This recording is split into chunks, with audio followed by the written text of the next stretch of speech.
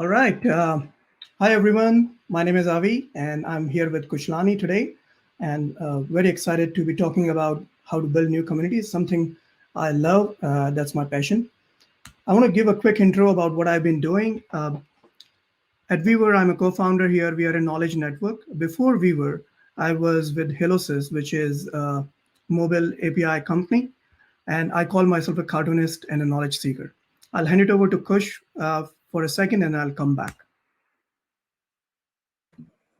Hi everyone, good to be here. Hope you're all doing well. My name is Kushlani De Silva, and I work as a marketing consultant and I specialize in marketing for the technology industry.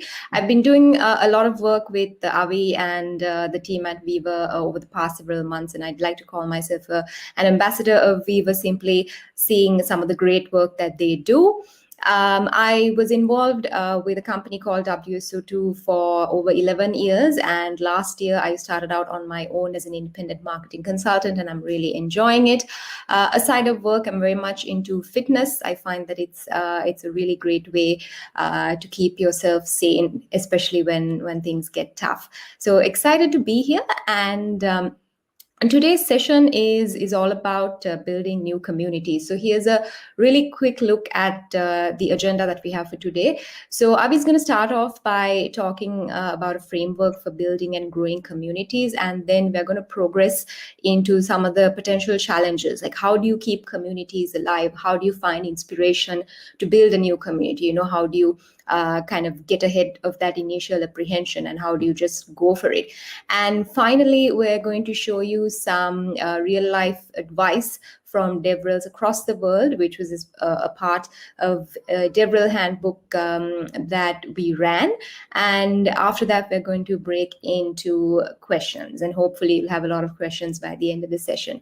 So Avi, back to you to start off with your framework. All right. Thanks much.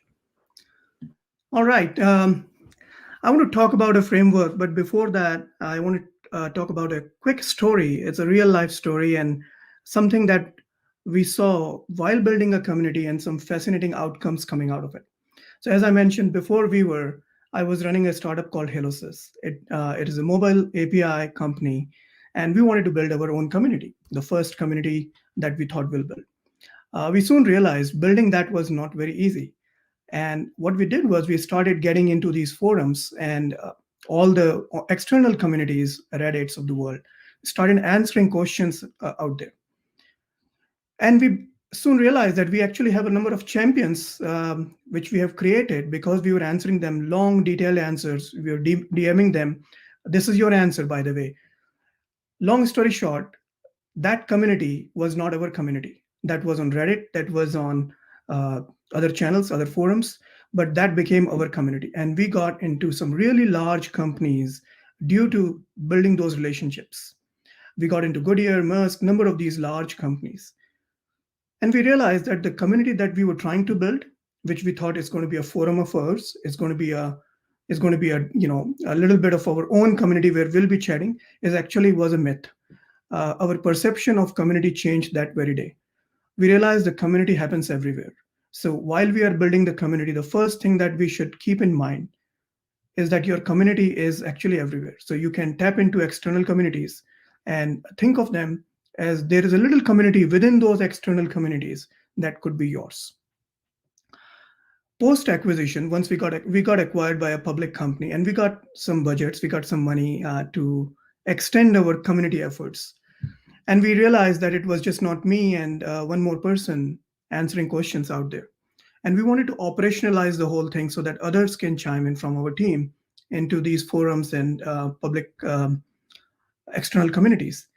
And so we started building something that is now what I'm going to talk about. It's called an epic framework. To build an epic company, you build an epic community, and to build an epic community, you use the epic framework. So here it goes. The epic framework has E as the top one, and empathy is at the heart of everything. We all know empathy is so important for companies and for communities. But what is empathy? For us, we learned empathy was about knowing the problems of people. And it was not just from our community because we didn't have any community. We were just going into other forums and other places to see what are other people facing as their issues in the mobile ecosystem that we were in. And we started relating to them and saying, okay, looks like this community of mobile developers need this as a solution. And I would keep empathy as the top one, because without that, you're not solving a problem. And if you solve that problem, people will come to you. The second E is for empowerment. You got to empower people to do certain things. Once you know that these are the problems, how do you empower them? What do you give them that empowers them further? And if you give them something that empowers them, they will like it. They will actually start evangelizing you because they are getting empowered. For example, in Weaver today, we empower professionals, tech professionals, to share, donate, or monetize their knowledge. We empower people who would not otherwise have ability to do that because there are no easy tools. So we empower them, and that's how we are building this community today. So in the epic framework, E comes at the top one: empathy and empowerment. Next is P, purpose. We all know purpose is extremely important for companies, and it's as important for communities as well, because the shared sense of purpose is what brings the community further up. If you see any company that has a mission and a purpose, they are all aligned into one. For example, again, taking an example of Weaver, we want to democratize knowledge. That's our purpose. We want to remove the mediators from these expert networks, and we want to bring knowledge to everyone. That's our purpose. So anyone who aligns with this as a purpose is a part of our community, and we have now a shared vision out here to do that. So in the epic framework, P is extremely important to not just bring people in, but to then grow the community with that shared sense of purpose out there. The next one is I, an important one. I is for investment. And every community, when you are starting, and it's the same as startups as well, is that you got to decide where you're going to put the money in, and where you're going to put the time in, and where you're going to put the people in, right? With the community is the same thing. You decide, this is where my investment is going to go from a time perspective. This is going to from a people perspective, which is also sometimes money, but sometimes it is not. Sometimes it's the community people who are focused on certain things. It's not taking out money from your pocket, but you still have to give it a thought. So investment at what stage you are in, and thinking about what investments and where you're going to be putting in the effort from time, money, and people is a great way to look at how you're going to grow the community. Then comes the C, which is communication. We all know about communication as an important aspect. And when you start a community, there is no communication, because that's the hardest part. How do you start foster communication amongst people? And the best way we have seen, and that there could be many ways to look at it, is to first, as a leader, you start communication without expecting much response. That means it's a one-way communication, but you still got to do it. You still got to talk about things, and someday people start opening up, and they say, okay, looks like there's something going on here. I have a response over here. And your job after that is to find 3 or 4 people who can now communicate within the community, and that starts everything. So the goal is to foster communication amongst community members, but don't lose hope. When you're building the first community members, keep communicating, keep giving them knowledge, keep giving them some meaningful things as a community member, and then suddenly this thing springs up. So to wrap up, my framework is about epic. This is no way the only framework. This is a framework that keeps evolving, and I'm sure there are people who have built multiple frameworks, multiple ways, but this is one way to look at how to really differentiate and say, if I'm building a new community, let's at least cover these bases over here: empathy, empowerment, purpose, investment, and communication. And I would encourage everyone to write it down for the team the team that is leading the community, as well as the community members themselves, so they know what is their purpose and what are they getting empowered for. So once they know it, they will evangelize this for others. And we'll take questions after this, and I will hand it over to Kush right now. All right, thank you very much, Avi. Great framework over there. So I think it's really important to also understand how some of these elements actually cut across as well. Let me just quickly share my screen. Okay, no, that's fine. We have the slides up there.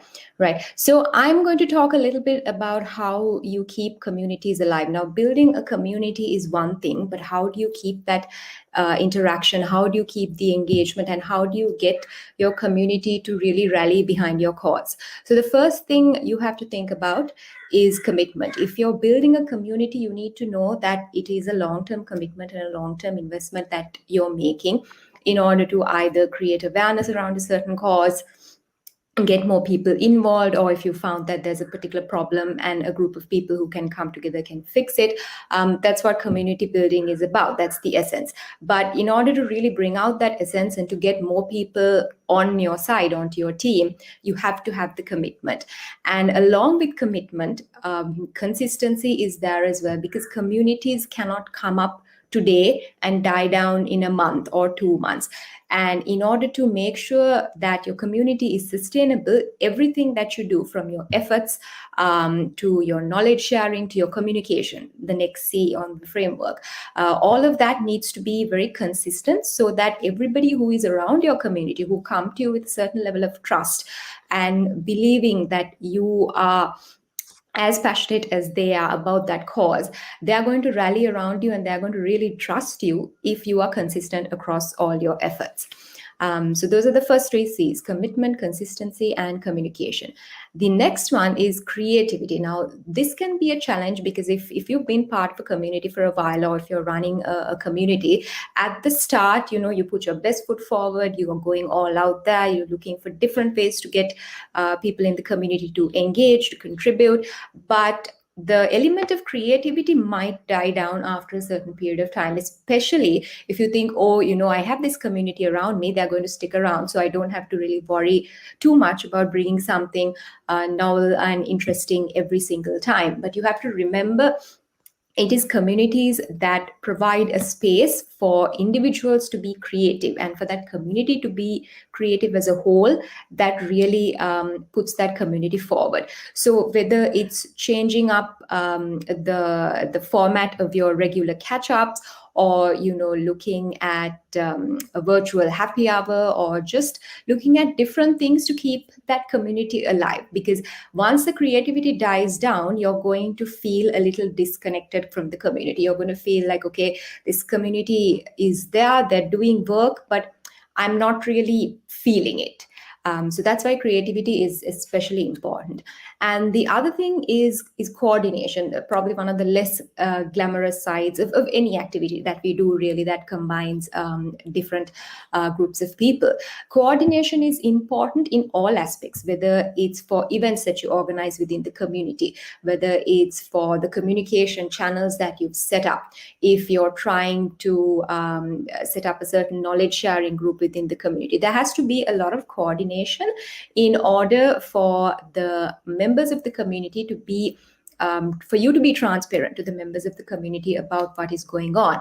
Now, another important part of coordination is making sure that you have roles and responsibilities assigned within the community. Now, a lot of folks might think, okay, it's community, do you need so much of structure? But the truth is, you actually do, because if you have people responsible within the community for certain elements, then the coordination process becomes much easier, because you know exactly what you're supposed to do, what your role is in the bigger ecosystem, and that makes the process of keeping communities alive a lot easier.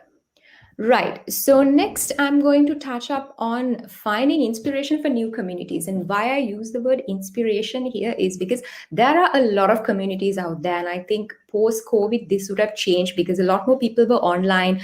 A lot of us felt the need to communicate and to be in touch with other individuals who were either going through the same problems that we have, or who were trying out certain new things for the first time, right? And by this, I mean inspiration for any community, whether it's tech. So I belong to a lot of sub communities in tech, because I'm in tech marketing. So whether it's tech CEO, tech SEO rather, tech content, or tech marketing, there are lots of communities out there. But how do you find the inspiration to create that new community? How do you wake up one day and say, hey, I have this idea, I feel like there's a niche here, there's a gap, and this gap really needs a community. So how do you find the inspiration to do that and not feel like you're going to get lost amongst all the other communities?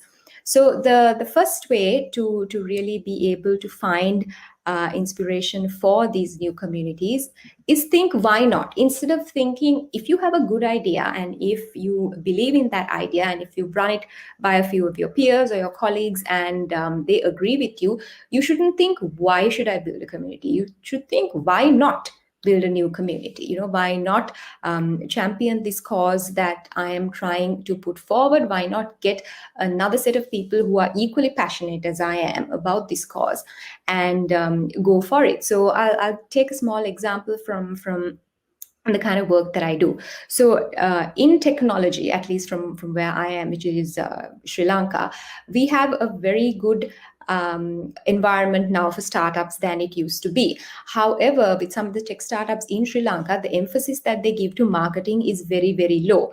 During the first year or the first 2 years, there is little to no marketing. So the CEO or the co-founder puts together a website, you write the content, you have a social media account, very limited interaction, nothing at all.